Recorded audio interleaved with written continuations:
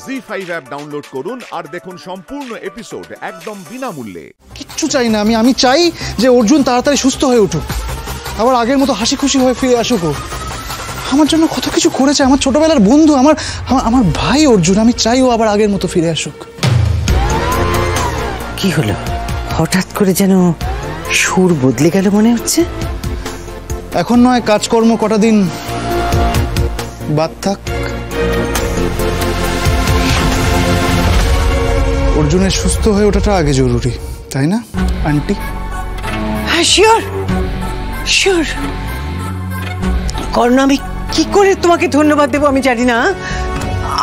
আমাদের জীবনে না তুমি একদম দেবদূতের মতন এসে হাজির হয়েছো। তুমি বিশ্বাস করো, I am so grateful. Thank you. তাহলে কি সত্যি কথা বলছে? আমি কি বিনা কারণে সন্দেহ করছিলাম? কিন্তু না, আমি করিডোরে আসার সময় ওদের কথার টোন একেবারে আলাদা ছিল। কথাগুলো বুঝিনি, কিন্তু সুরটা তো বুঝেছি। কাছে আসতেই সেটা কেমন বদলে গেল মনে হলো। কি রহস্য আছে?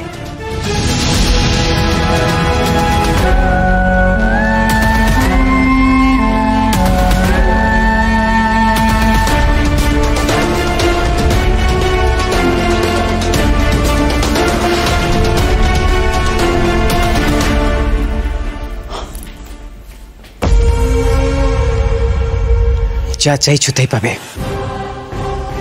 একটা শর্ত আছে, আমার একটা কাজ করে দিতে হবে। পাক্কা বিজনেসম্যান। শুনি কি কাজ?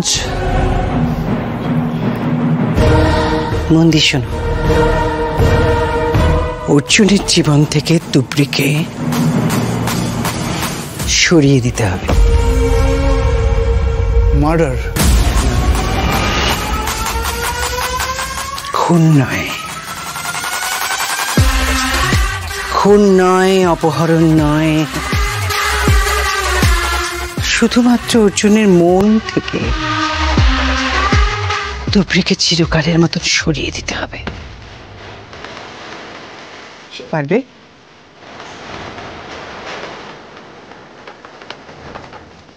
কি হলো, বুঝতে পারেন না বুঝি? তুমি একটা অল্প বয়সী ছেলে, তুবড়িও একটা অল্প বয়সী মেয়ে, আর অর্জুন এখন যতটা অসুস্থ, বুঝতেই পারছো আর কি বলতে চাইছি। পারবে না? এত বছরেও একটুকু বদলালে না অঞ্জলি বস। পারবে না, পারবে না। পারবো। আলটিমেটলি আমার শরীরেও তো তোমারই রক্ত বইছে, তাই না? দিদি, তোমার রক্ত ওর শরীরে বইছে মানে?